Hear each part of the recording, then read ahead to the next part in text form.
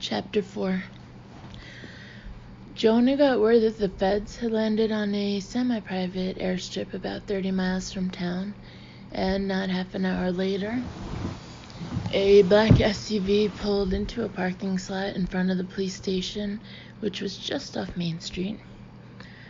He stepped out onto the sidewalk to meet them, and to say he was curious would have grossly underestimated the matter.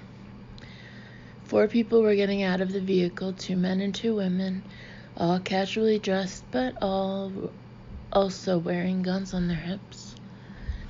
The driver was a tall, well-built blonde man with unusually intense and just plain unusual green eyes. He moved quickly with the springy step of a man in excellent shape and with energy to spare. And he was the first to reach Jonah. "Chief Riggs, I'm Lucas Jordan." "Luke." "Jonah." They shook hands, and then a very fair-skinned woman of medium height and a slight build, short black hair, eyes the closest to black Jonah had ever seen, and a sulky mouth that turned her almost beautiful when she smiled, joined them on the sidewalk. My partner and wife," Luke said. "Samantha." "You always introduce me as your partner first," Samantha said, observation rather than complaint. "We were partners first," he said simply. "Ah," she nodded, then extended her hand to Jonah. "Sam," she said. Jonah shook hands and was just thinking how these two were unlike any federal agents he'd met before, when the other 2 joined them on the sidewalk, equally unusual. The man Luke introduced as Dante Swan was slightly above medium height, with dark brown hair and very pale brown eyes that were almost gold, and seemed almost to glow, which was more than a little disconcerting. "Dante?" Jonah managed. "My mother was a classical scholar and loved his poetry." "Go figure," he shrugged. "I tried to just be Dan for a while, but..." "You aren't a Dan," Sam said absently as she stood looking around what she could see of the town. There hadn't been very many pedestrians on Main Street, and there were none at all on this side street. "Apparently not," Dante agreed, taking a step to the side to introduce his partner.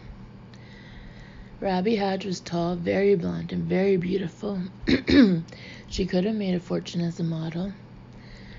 Her merely polite smile made Jonah wonder if his toes were actually curling inside his boots. Surely not. Putting various thoughts aside to chew on later, he told the team, "A town this size doesn't need a very large police department, and since I've called in all the auxiliary personnel I have, it's more than a little crowded in there. If it's okay with all of you, I've commandeered the space next door, right over there, for the duration. Used to be a real estate office, but it's been vacant for a couple months. I've got a big round table, evidence boards, Wi-Fi, and landlines already set up, along with 2 new computers. There's a kitchenette in the back, as well as a restroom and a lounge. And I've got workmen coming in a bit to hang blinds over that big window in front. I figure we don't need passers-by looking in, because they would." "Panic setting in?" Sam said, more a statement than a question. "That started more than 2 weeks ago when the judge disappeared. It's been growing worse and worse. The only happy people in town, though they do try hard to hide it, are the owners of our one electronics store."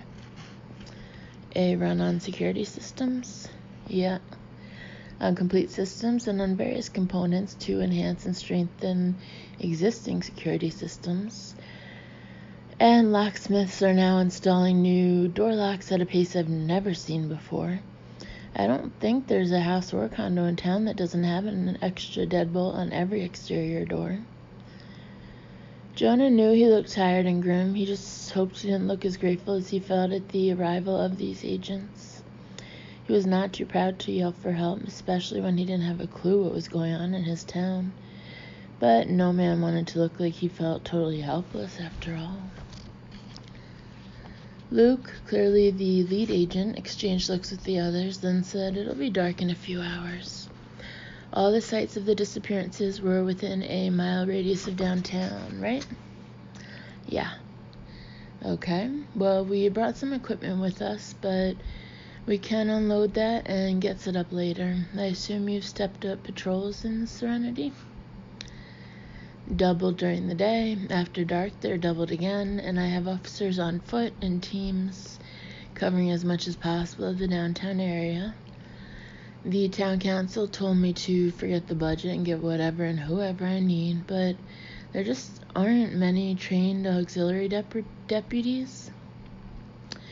And I don't like using jumpy volunteers, so I've done what I could, stretching resources as far as they'll stretch. It's all you can do until we find some kind of pattern in all this, Luke said. Jonah nodded and said, your hotel is just a couple of blocks away, and they'll hold the rooms till whenever you're ready to check in. It was Luke's turn to nod. Good enough. Normally we'd split up and take different sites, but in this case I think we should all probably see the site of each disappearance at the same time, and in order. That could be important. At this stage, there's no telling what may or may not be important, Luke said, matter of fact. Sometimes we start with the most recent case and work backward, mostly because the freshest crime scene is the most likely to hold some important information or detail. But in this case, we can't really call them crime scenes. According to your reports, nothing was disturbed at any of the scenes, no blood, nothing suspicious. Just missing people. Might as well start with the first scene and work up to Vanessa Tyler's disappearance last night. Her parents are basket cases, Jonah said. My second's been with them all day, as well as their pastor, with various relatives and friends coming and going. I had to follow the missing child protocols and put out the Amber Alert for surrounding areas, and I have people managing the tip line. Robbie tilted her head slightly as she looked at him. But you don't believe either will help find Vanessa? Nessa, he said in a rather automatic tone. They call her Nessa. And no, I don't expect either to help. If this was a child abduction, just simply that, but it isn't. It's the sixth disappearance in less than a month, and even though they were all different, they all have things in common. Whatever happened to Nessa, it's happened to 5 other people. I don't want us to focus on just the disappearance of a child, as difficult as that may be. They're all gone. They all need to be found. Luke nodded, understood, and agreed. When did you put out the Amber Alert on Nessa? I waited as long as I could, Jonah said frankly. It's a second marriage for Carolyn. Matt is Nessa's stepfather, though he adopted her legally. Her biological father, Curtis Hutchins, hasn't been part of her life since she was a toddler. He was abusive. Carolyn left him with the baby and came here where she had family, filed for divorce, uncontested, and got full custody. She and Matt were married a bit over a year later. Hutchins was a suspect. To Carolyn, he was, probably still is. She's convinced, even after nearly 9 years, that he got in somehow and abducted Nessa. Luke said you're sure he didn't, because her disappearance matches these others in certain details? That, and the fact that shortly after noon today we tracked down Curtis Hutchins. He's doing life in a Nebraska prison. Aggravated murder, nothing to do with the child. I'd call that an alibi, Dante murmured. Yeah, once I more or less persuaded Carolyn he couldn't possibly have taken Nessa. Of course, she and Matt both wanted the Amber Alert, but I kept it low-key. To delay the media descending on us, Sam said. Jonah nodded. It gives us a little breathing room. But if I'm wrong, if Nessa's disappearance isn't connected to the others, and somebody did simply abduct that little girl, I know the odds on stranger abductions of children. Delaying the Amber Alert could have signed her death warrant. Since it was quicker to drive than to walk to the spot where Amy Grimes and Simon Church had vanished, Jonah led the way in his Jeep with 3 of the feds following in their SUV. Lucas Jordan rode with the chief. Almost as soon as they pulled out onto Main Street, Luke said, "You seem very sure Nessa's abduction wasn't someone local." It wasn't exactly a question, but Jonah answered anyway. "No registered sex offenders in Serenity? I know those monsters can hide in plain sight and often do, but I also know my town. I grew up here. Look, we went through the paces. We questioned neighbors, friends of the family, and Nessa's friends, asked all the right questions of all the right people. I believe a stranger who watched Nessa long enough to be able to get into that house, take Nessa, and get out without leaving so much as a fucking hair behind, even assuming that was possible, would have been noticed. That leaves a stranger abduction, and I have the same reservations for that." For the same reasons, plus one more. Because her disappearance was too similar to 5 other disappearances this month for me to be able to ignore that. How do the parents feel now that the biological father has been eliminated from suspicion? Luke asked, looking around as they drove. The whole town knows about the disappearances, even though I tried to keep details quiet. Once others were nearby, girlfriends, husbands, parents. Most of those details got out quickly. The Tylers believe Nessa's abduction is connected. They want answers naturally, and the sooner the better. They've also scared themselves more than necessary by going onto the internet and reading stats on abductions, especially child abductions. Why do people do that? They think they want to be informed to understand. Luke shrugged. Though it usually just scares them more, as you said. I get it. I just don't like it. People still believe every word they read on the internet is true, the way they used to be able to trust newspapers. It's hard as hell to convince them to read critically and check sources. It also wastes my time, he added. Calmly, Luke asked, "Have you managed to keep the real oddities of the disappearances under wraps?" "The oddities of people disappearing into thin air? No," Jonah said after a moment. "Conspiracy theories are popping up like weeds." "And the rest?" Luke smiled faintly when Jonah shot him a quick look. "You asked for the SCU, for us specifically. We're all assuming there are details you didn't put in your reports or tell Bishop. Details you've been keeping to yourself. Details that make you certain these disappearances are connected."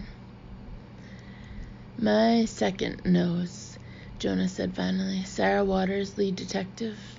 She discovered the kid's car abandoned at the first site where we're going now, and was the first to reach the stream where the judge disappeared. She knows all the oddities. And you don't want to tell us what those are." Jonah sent him another quick look. "It isn't a test or any of that bullshit. It's just, I don't want any of you influenced by our knowledge or perceptions. People disappearing into thin air is bad enough. I don't want my imagination running wild. At least not any worse than it already has." "I don't disagree," Luke said, "about not telling us. History is filled with disappearances, with people walking away and apparently vanishing without a trace. But 6 people in one small town in less than a month is definitely outside the norm. It's certainly outside the norm for Serenity. We don't have a disappearance on record until this month. Not a single one, not even runaways." Jonah hesitated for a moment and then said, "The spot where we found Simon Church's car is just up ahead. Before we get started, I should probably confess that I have a pretty good idea of what's so special about the Special Crimes Unit." Mildly, Luke said, "We more or less assumed." "Because I called Agent Bishop directly." "That and your visit to Quantico last year. The SCU started out as being something of a guilty secret the Bureau wanted kept at all costs. But the years and the successful cases have made us more respectable, even a solid plus for the FBI. We still tend to keep our abilities quiet in public, but at Quantico and even among most law enforcement organizations we've worked with in recent years, we've been more or less open about them. Not to the extent of putting too many details in official reports, you understand, or giving interviews to the media. Jonah nodded. I asked around, and that's what I heard. Your unit has investigated all over the southeast, but especially in the Blue Ridge Mountains. You've earned a lot of respect. Cops I know are too hard-nosed to believe in the supernatural talk about your abilities like they are just useful skills. They are, Luke said, and that's the point. We have abilities that are completely natural to us, and when we can, we use them as investigative tools. Sometimes they help, sometimes they just make a situation more difficult. I have questions, Jonah admitted, but I expect I'll have plenty of chances to ask them. Probably. We aren't shy, so don't hesitate. But it might be easier to absorb if you get the information in smaller to digest pieces rather than all at once. Noted. Jonah pulled his Jeep onto the wide shoulder of the road and stopped it. He and Luke got out, and Jonah waited until the black SUV pulled in behind him, and the other 3 feds got out before he said, Simon Church's car was parked on the shoulder about 20 yards straight ahead. I've still got the car in the police garage, so you can see that later.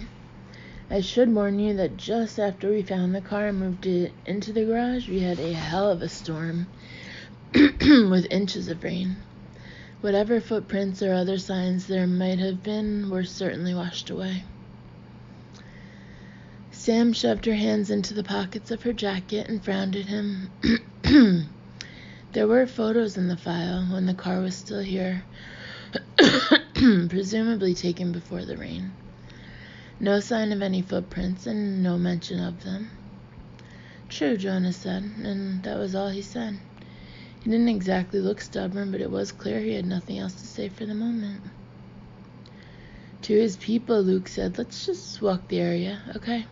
Keep an open mind, see if we notice anything helpful. Jonah waited at the Jeep, leaning back against the front, not showing much expression except wariness. As soon as they were a few feet away, Sam said, "We're being tested." She was still more than a bit touchy about that sort of thing, especially given her background as a carnival, quote-unquote, seer. No, her husband and partner replied. He's not asking us to jump through hoops, Sam. He hasn't offered details, but it's clear Bishop was right about there being things Jonah didn't put in his reports. There's something odd about every one of these scenes, something connecting them. Whatever it is, he couldn't explain it and wants to know if we find the same thing. Without prejudice. Luke nodded. Without prejudice. Are you sensing anything yet? Samantha was a touch clairvoyant, which meant that she generally only had to shield when she was touching something connected to a crime or other violent event. She had, however, been working with other SCU clairvoyants as well as Luke in teaching herself to sense more intangible things, such as the mood of a small town. I feel like the whole damn town's on edge, but it's a general sort of uneasiness and bafflement, plus a lot of fear, but faint. What about you? Sensing anything from the missing? You know my shields are up. She did. Yeah, but you've gotten better at picking up on fear or pain, even with them up. I didn't want to try until we got to the scenes. Well, Sam said, She stopped so abruptly that Lucas stopped as well, half turning to look at her. Sam? After a long moment, she said in a distant-sounding voice, What? Luke glanced at the other 2 agents who had stopped just behind them. Both looked curious and guarded, typical for new agents. He looked back at his wife. What are you sensing, Sam? She looked up at him, blinked, and then her eyes closed and she went completely limp, only Luke's quick catch keeping her from hitting the ground. Well, I knew you all had some kind of abilities, psychic abilities, but I didn't expect them to knock any of you out. They don't as a rule, though we do have a couple of agents who suffer from blackouts. But Sam can be exceptionally powerful, and unlike most clairvoyants or seers, if what she senses is unusually strong, sometimes she goes somewhere else. Somewhere else? Like where? A galaxy far, far away, Samantha murmured as she opened her eyes, blinking several times with a frown. She was in an unfamiliar vehicle. She assumed Jonah's Jeep, since it had been closer, mostly sitting up in the back seat. The door was open and Luke was standing there beside her. She looked at his hand holding both of hers in her lap, then turned her head enough so she could see his face. He didn't look quite as grim as he might have, which told Sam she must not have been out long, and he wasn't showing any external sign of strain. A galaxy far, far away, he said to her dryly. When I was coming out of it, I could hear you and Jonah talking, she said. I couldn't resist. So, where were you? Jonah asked in the tone of a man who wanted answers. The future or now? It wasn't a vision, nothing from the future. Then the here and now. What was it? I have a question first. Samantha looked at her fellow agents one by one. Anybody else feel anything unusual up there? Rather surprising everyone, including herself, Robbie immediately said, some kind of energy. I could feel the hair on the back of my neck stirring. And really faint. There was sort of an uncomfortable, crawly sensation in my skin. Any idea what kind of energy? Luke asked her. Robbie shook her head. I haven't really learned to differentiate, but... She drew a quick breath. For just a few seconds, I could hear whispers. Saying what? Sam asked. I don't know. I was caught off guard. It happened too fast, and they were too faint. Sam, Luke was watching her steadily. What did you sense? Something dark, she replied. Something really, really dark and really, really hungry.